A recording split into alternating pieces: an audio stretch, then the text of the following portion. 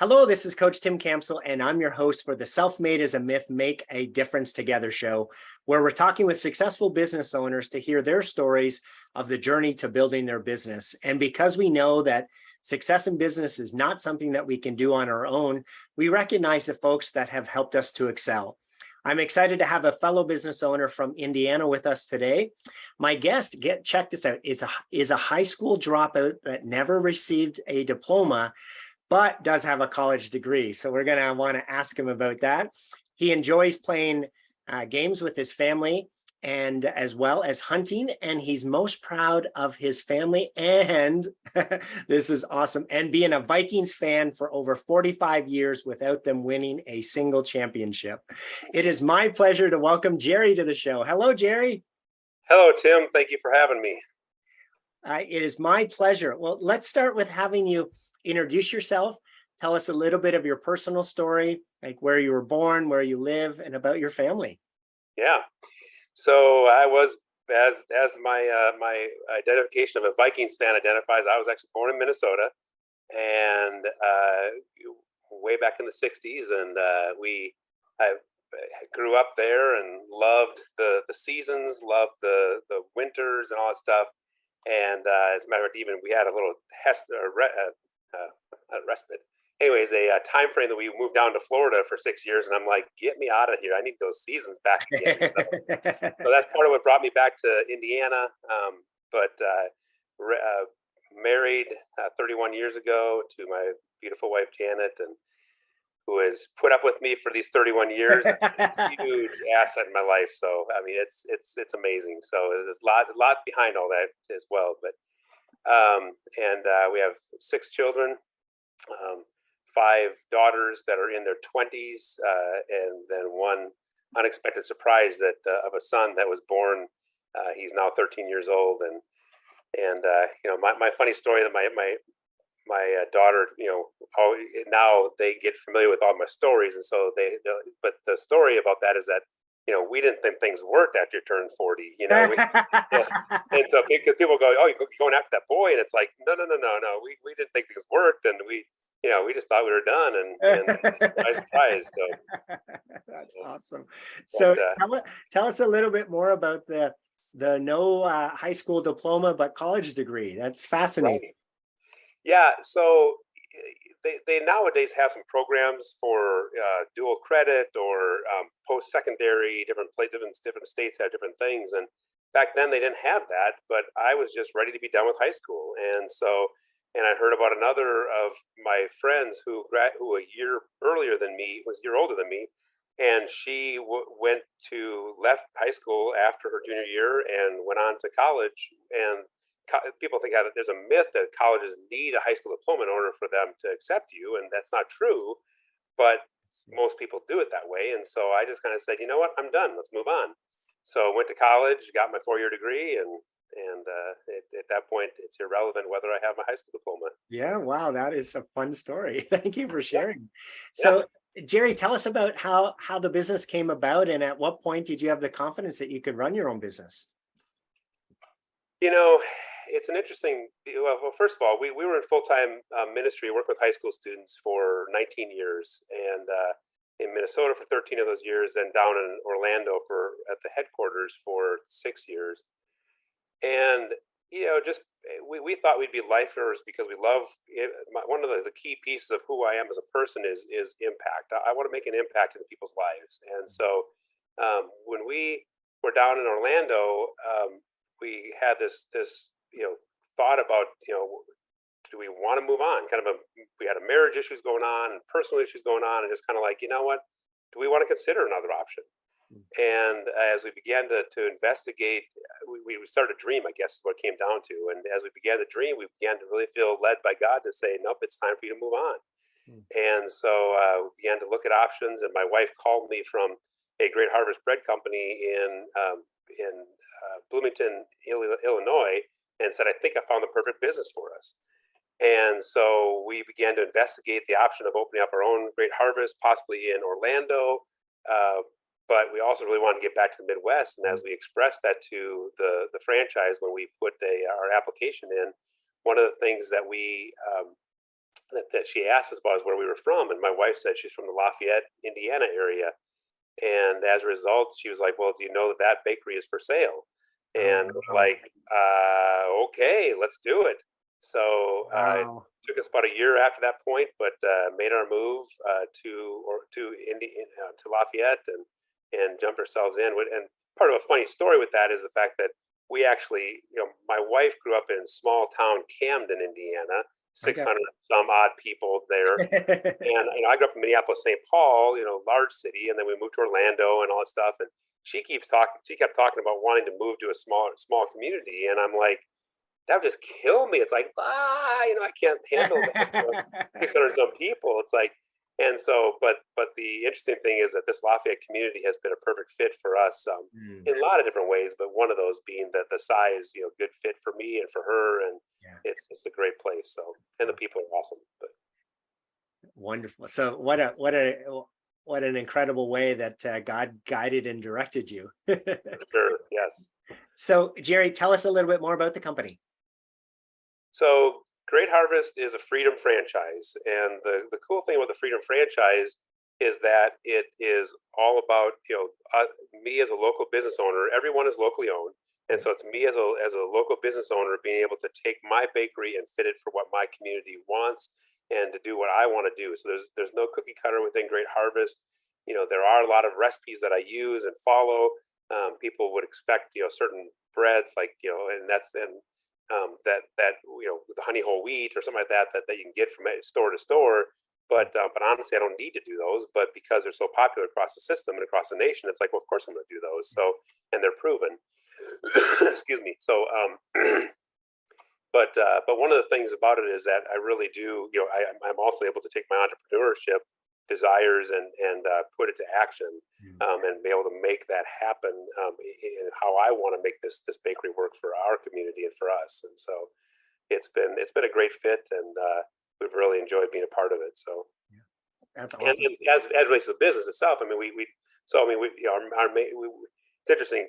We're called Great Harvest Bread Company. The interesting thing is that there's another bread company called Panera Bread Company, and we were actually just there this morning. It's our annual tradition to go to there for get bagels for the first day of school. So I'm not anti Panera, and people even comment, "Was that your competition?" It's like, no, it's actually not my competition, because our mainstay is bread. We sell an average 150 to 200 loaves a day Wow. of bread. And when I asked one of the guys I knew at Panera, I said, "How many loaves of bread do you guys sell on a given day?" And he goes, "Oh, maybe 10, maybe 12, 10 or 12." And so it's like, but and that's not their model. It's not who they are.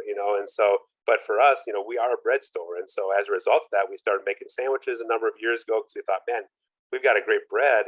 What makes it better? But that is a huge part of what makes a great sandwich. So let's start making sandwiches, and and then catering and other things like that. So Yeah, and I know you were talking offline earlier about catering a number of sandwiches. So you can do big events as well, from what I understand. Is that correct? right, we've catered up to 500 box lunches on a given day. This past week, we had 25, 30 different catering orders, and did over 750 sandwiches that we catered, let alone people coming in for individual sandwiches and for their group of people or whatever type thing. So yeah, it was a crazy busy week last week. So Jerry, share a story where someone pushed you or inspired you that you could do it, even though you may not have thought you could, and what the impact that they had on you. Well, kind of going back to a question you asked earlier that I didn't address the same, but and how it fits into with this as well. But one of the interesting things about when you talk about how I, what was the question? How I knew I could be successful or Successful, something? yeah. Yeah, what's interesting to me is that I, we all have our woundedness as a child and different things that happen and different messages we believe and lies, whatever type of thing, and so and then we compensate for those things. And so when what's interesting to me is that when I first began into this business, I had the mentality, I can do this, I've got this, because I was overcompensating for that the messages that I really felt that honestly that I felt that I couldn't do it, that Sure. I wasn't adequate, I didn't have what it takes. And so I was the confidence was there, but internally it wasn't there. Mm, And so the answer to your just the question you just asked is that I didn't need anybody. because, it's like, well, I don't need anybody. I got this. I can do this myself, and don't tell me what to do and all that kind of Yeah. stuff. And so, but when we had a huge failure in our business back 2011, 2012, we bought a second Great Harvest in the Indianapolis area, and of course I did a dang good job here in Lafayette. I could do a great job, bang up job down in Indianapolis as well, and it flopped. It didn't do well. I couldn't manage it. I couldn't handle it, personally, and plus and everything else that was going on just in the business itself, and a lot of nuances with that.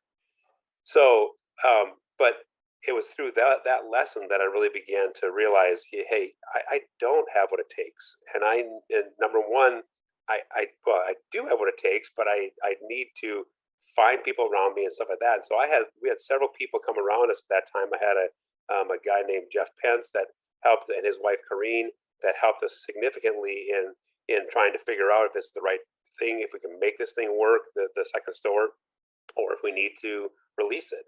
And then I had, once that did wrap up, there was a business guy in town that offered to do a low interest loan to, we bankrupted out that company, but we still had some residuals of that we took against us personally or against the business here. And so as a result, we had this guy help us out to offer us a loan and give us some input on how do we pick the pieces back up again. And then of course we had two other pieces of the puzzle that were still outstanding as far as our business loan for the current business that we hadn't paid off yet at that point, and the owner of that was very gracious to to hold back and let us take time to pay it off. And so we got a lot of those, and of course through that process a lot of input and a lot of help for us to be able to say, how do we focus back here, and what is valid for me as an entrepreneur to expand and go versus to sit back and say, no, I need to just take what I have and really do well with what I already have going on. So that's a huge lesson for us. So Well, I appreciate you sharing that. A lot of us, myself included, do have that baggage that we bring forward from our childhood, right? And we do overcompensate for that. And our mindset is 90% of whether we're going to be successful in our business or not, and right, and the messages that we tell ourselves in our head, and to your point, whether we're honest with ourselves about those messages so that we can have the opportunity to work through them and sort them out and right, be able to do the things that are required in our business. So I appreciate you sharing that with us. yeah, and that's part of my word impact that I love to see that we are about here in this community and with others. But I have a men's group that I've been leading, that we're helping other men to see some of those areas in their lives and how do you deal with them effectively and stuff like that. So it's pretty it's kind of my story, and then how I can be involved in helping others to find that their story, continue to along the journey. So Yeah, that's awesome. So Jerry, over the years, what would you say is your biggest learning as a business owner? um, I answered that question. I have it right here. Don't have my glasses on, so I can't see very well. What question number was that? 6. Okay. Um, yeah. Yeah. I mean, I guess it really comes down to, I think I already shared that. It just basically really trying to understand, what the reality is that I need other people. Number one, number two, that I need to not take so much. I need to assess myself effectively and be able to, at that point, be able to, make decisions, whether it be expansion or not, or whatever it may be, but also be satisfied. I think that was the thing, is that, one of the things that my wife has identified and we had to work through in our marriage through the years is my bigness. I was born 10 pounds, 2 ounces, and I was big for the get-go, and so, so I've had to realize, it's like, hey, my bigness is not my identity. It's not who I am. My size, I can't adjust that very much, but I can, adjust how big I come across and how demanding or how big I express myself to other people. So Yeah. I think that's a huge thing that I've had to learn, and that I don't need to have a second location, a third location, and be growing and big, in order to be okay about who I am. Yeah, I love it. Thank you again for your transparency, and I know that'll help a lot of people listening to this because we don't have to be fake, right? We don't have to pretend that we're someone that we're not. God's created us to be exactly who we are, and we all have individual skills, and when we leverage those, we're going to be successful in whatever we do. So Yeah. appreciate your vulnerability. Yeah. So, Jerry, we know business success doesn't happen in isolation. So, tell us about one of your challenges that you've had over the years and a fellow business owner who came along to help you get through that. Um, I think more specifically, as far as the aftermath of the closure of our second location and the focus back here, I really appreciated. My brother was significant in my life. He's been a business owner for longer than I have. I think since he was probably about 30 some years, I think. And he's really has helped me to think through what we need to do as far as focusing in, how I can, and even right now, I think one of our biggest challenges we're experiencing now that he's guiding and helping me with as well, but is um, I'm 55 years old and I don't have the stamina that I had, even 5 or 10 years ago. And so when we have 750 box lunches and stuff going out last week, and I have to pick up the slack in order to, Sure. and a couple of people did as well. I'm not diminishing what they did as well, but I had to work a lot of hours last week. I got exhausted. It's like I can't manage this anymore. It's like it's difficult. And ironically, we had a guy who was about 50 years old who started working for us one day. He jumped in. He was going to work for us one day last week. He started last week. He worked one day and said, "I can't handle this pace." And I'm like, "Tell me about it." And so, but he wasn't the business owner, so he didn't have he had a choice, and Yeah. so he walked away from the job, and Yeah. I blessed him for that. I mean, that was but and so my challenge that I'm experiencing right now is trying to figure out how do I then take what find people, whether it be a general manager or whether it be other people that are in key positions. Yeah. And I've tried some of that, and unfortunately, some of them have not been the right people. They've had the heart, but maybe not the skills to be able to effectively lead and take other people to the next level, as well as our business to the next level. So that's the biggest challenge. And my brother's given me some books to read and some other ideas and stuff like that. And so, but I also have a good friend. His name is Rob, and he's been real significant as well to kind of help me be a bounce ideas off of. And so, yeah. So yeah. So What's your brother's name? His name is John.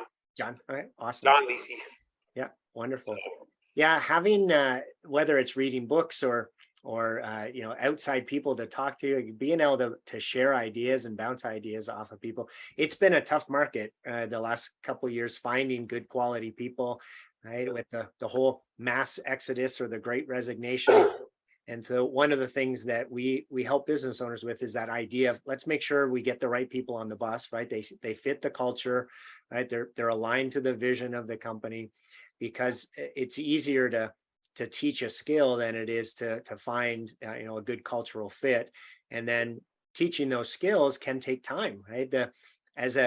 As a busy business owner, we would love it to be like you train them once and they pick it up and they run with it. But the reality is, it's going to take multiple times, and or having a manual or a video or something in place that they can refer back to when they forget, because inevitably they're going to forget, and we're oftentimes too busy to be able to continue to remind them of the things that they forget. So right.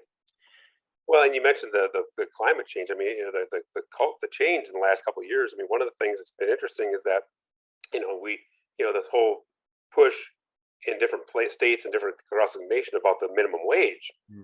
Well, the reality is that I don't care what's legislated or not. That minimum wage has gone way up for me. Sure. And so I can't. I used to hire literally 6 years ago. I'd hire somebody $8.50 an hour. And within the first month, you'd either get fired or get a raise, and possibly that was $9, maybe $9.25, $9.50. And now it's like, man, I can get some high school kids for maybe 9, maybe 10, but more likely 10. And then but of course, other people it's 11, 12, 13, 14, 15 an hour that I have to be able to make that work. And so that's been a huge thing that's impacted the business. and so it's not just inflation that's caused my bread prices and sandwich prices to go up, but that's part of it as well. Sure, absolutely. So, Jerry, if I asked you to pick three people in your business owner journey that you're most grateful for being there for you to help you with your overall business growth, who are they and how they help you? Well, I've already mentioned my brother John. That'd be one, and a guy named Jeff Kessler, who owns a jewelry store in town. He's been there on several occasions.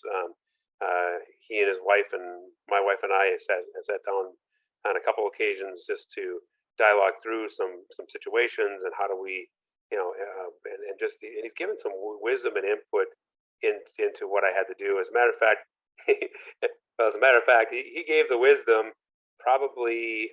I believe this was before.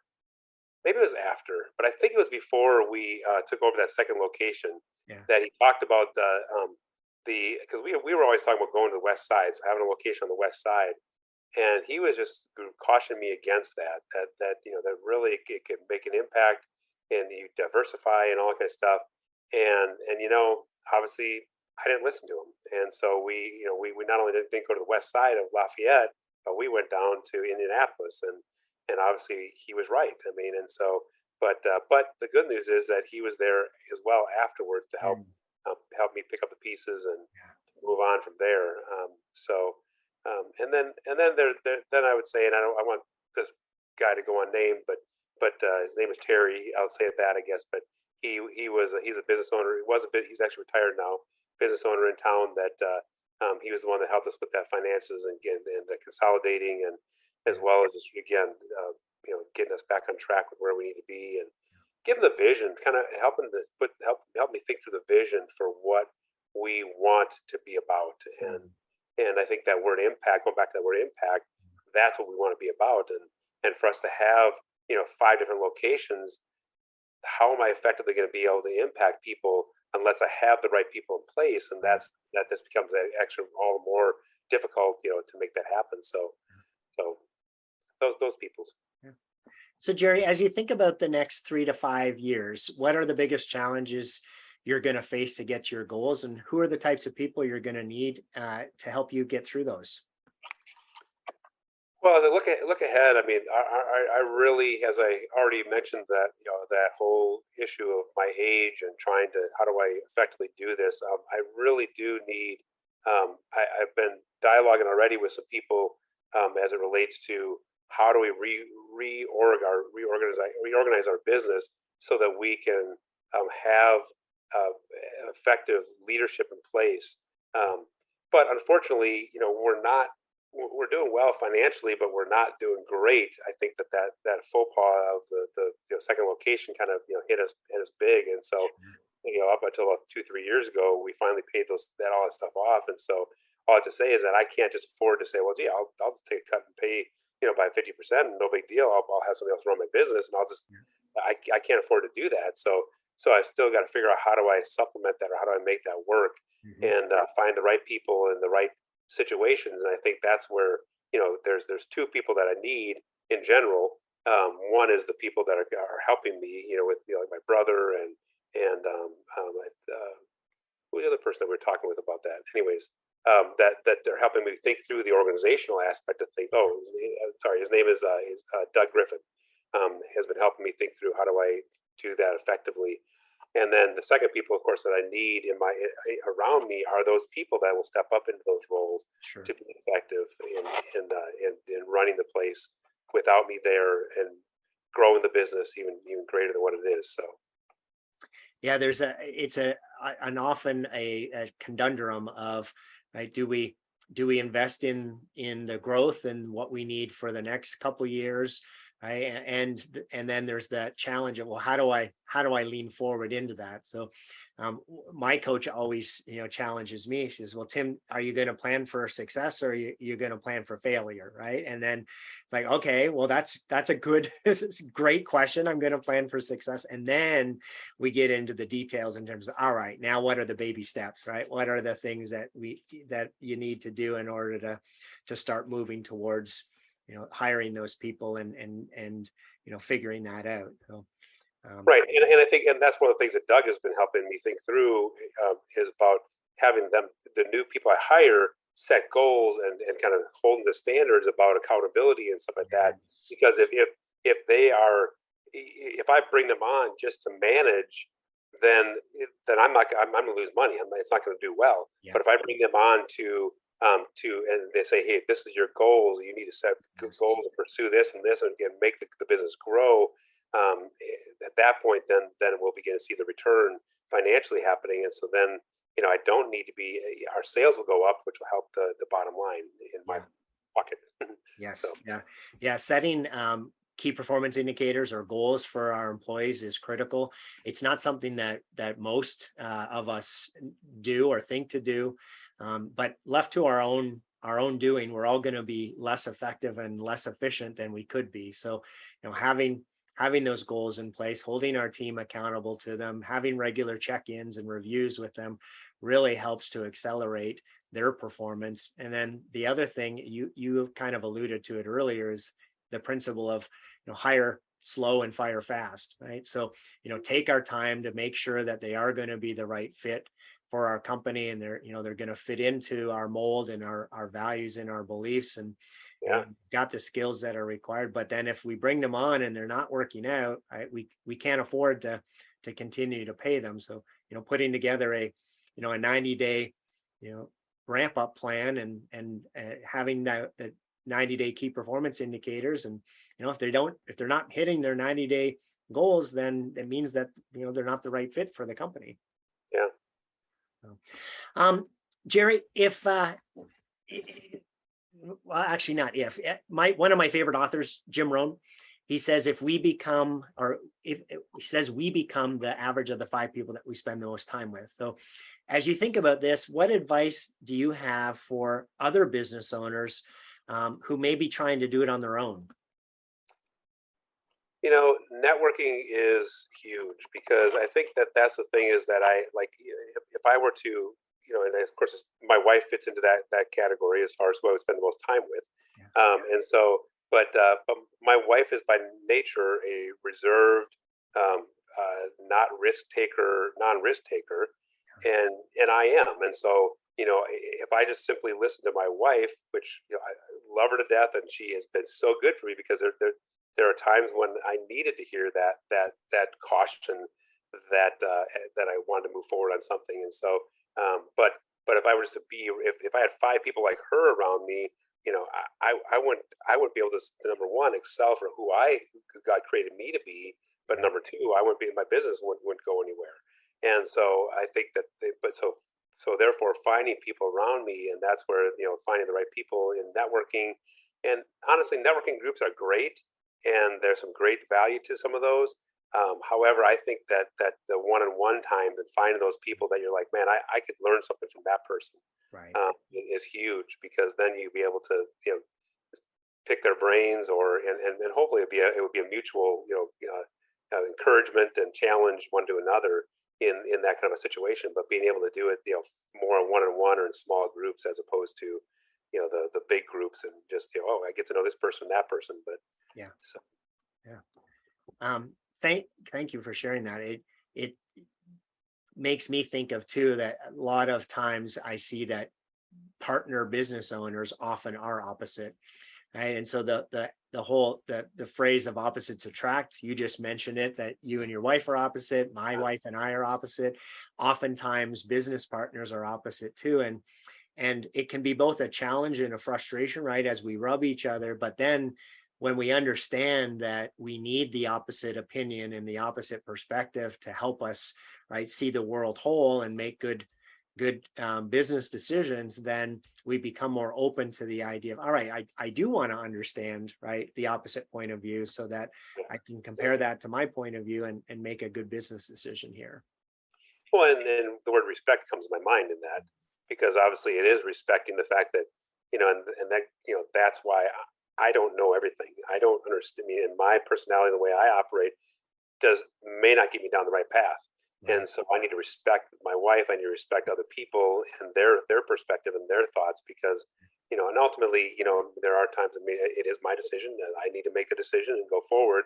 And but I do want to hear what other people have to say, because their input and their difference in how their personality operates and how they operate differently with their businesses or whatever is valuable. And so, Yeah, makes sense.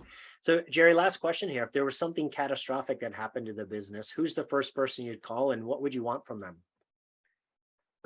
um, well, one of the things you probably heard me alluding to, but I mean, family is huge to me, and so both my brother, as well as of course my wife, those would be the first two people that I would give a call to. But I think my friend Doug is significant in how he has been helpful, and trying to figure out what's the next steps with these things, and so.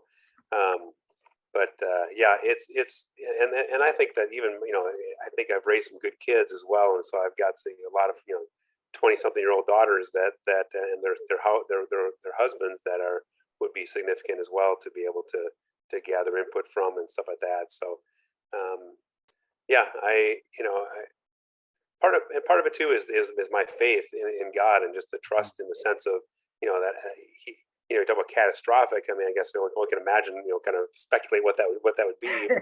But but obviously, it's like I need to take a rest at the moment in the fact that, hey, God's in control.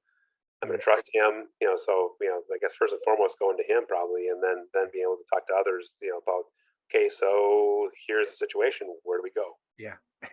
I love it. So, Jerry, it sounds like you've been blessed with some incredible people in your life that have helped you on your journey. If they were all here on the show today, what would you want to say to them? Thank you. I am a very different man today than what I was even 5 years ago, let alone 15 years ago when we bought this business, and of course, let alone when I was 5 years old. And so, that's because of the people around me that have been willing to speak truth into my life, have been willing to show me, give me guidance and input. And so I guess I'm speaking third person as opposed to them as you asked, but thank you is really a huge part of it because they have been so instrumental in helping me to become the man that I am today and the business owner I am today. And God knows I have a long way to go yet, but we're on the right track. Fantastic. So, Jerry, it's been a pleasure speaking with you today, and I appreciate having you on the show. Thanks, Tim. It's been awesome to be here. So I trust that the words of my mouth and your mouth today may impact other people and in a positive way. So. Indeed. Awesome. So for everyone who is tuned in, thanks for listening to the Self-Made is a Myth show with your host, Coach Tim Campsell. Be sure to help us spread this movement by liking the show and posting about it on your social media. And to join our movement, go to bemadtogether.com. All right, folks, that's a wrap. Make sure to pay it forward, and I'll see you all next time. Take care.